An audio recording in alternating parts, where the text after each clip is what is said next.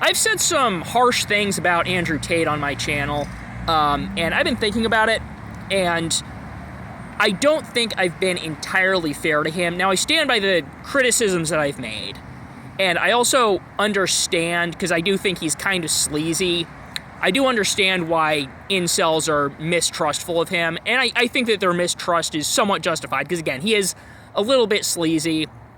I think that he should be approached with skepticism, and the reason I'm saying this is because I do think that he is using his status to make money in ways that I do think are kind of gross. With that being said, I do want to give him credit for a few points that he's made that I think are legitimate. Number one, I think that a lot of what he represents is a sort of militant defense of materialism against some messages that sort of come from normie parts of our culture that present themselves as being anti-materialistic, that are also really toxic. And I'm talking about messages like, success doesn't matter, and you're okay the way you are, and, what that's really implying is that what you're trying to do to be someone better, to be more than what you are right now, isn't worth anything, and you should just give up. That sort of stuff I think is really toxic, and I think it's also something that feminists want to promote, particularly to white men, because basically they think that the world is genuinely better off if you do fall behind, you don't rise to your full potential, and you just step aside so that the left can fulfill their diversity quota, and whatever status you would have gained can go to someone else, regardless of whether or not they're qualified. It's just that you don't deserve it because you're a white male. And Andrew Tate is responding by saying, actually, it is a good thing to try to be successful, and maybe you can get rich and get a fancy car, and get a really cool car. And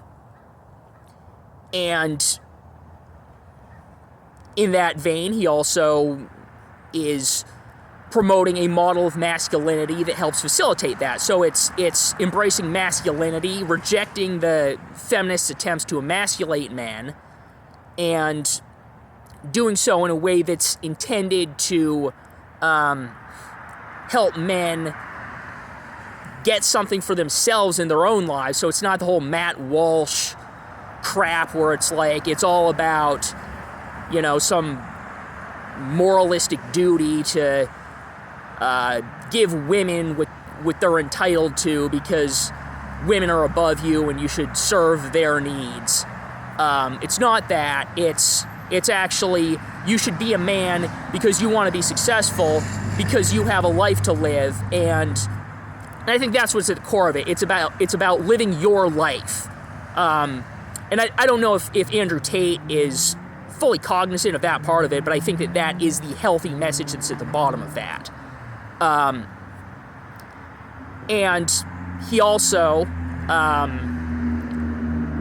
I think, the other thing about his message about masculinity is it's aimed at getting men to be high status by, embracing their masculinity, by embracing that part of who they are, which I do think is missing from a lot of the message of someone like Paul Elam. Even though I think that Paul Elam was coming from a good place, I do think that he neglected the ways that our masculinity, that embracing our masculinity can help us become better. And I guess it's because that's not really what he was focused on, but I do think he was a bit dismissive of that. But I'm glad that Andrew Tate is embracing that and then saying, use the red pill in a way that genuinely increases your status with women because you're genuinely being a man, and then you're not taking their crap. You're willing to say no to them.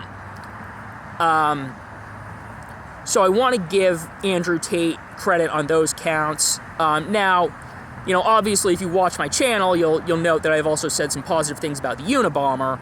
And I'm at the 5-minute mark, so I don't really have time to go into that, but I do still recognize that the Unabomber's message, the parts of it that I agree with, do contain countervailing points against the idea that, you should try to be successful under the capitalist system. And very briefly, I think the right answer to that is to be aware of the mental health effects of technology and take that seriously as a human rights issue. And we should have policies to address that, policies that are rights-oriented. But I don't think that his position that we should just abandon all technology is philosophically tenable.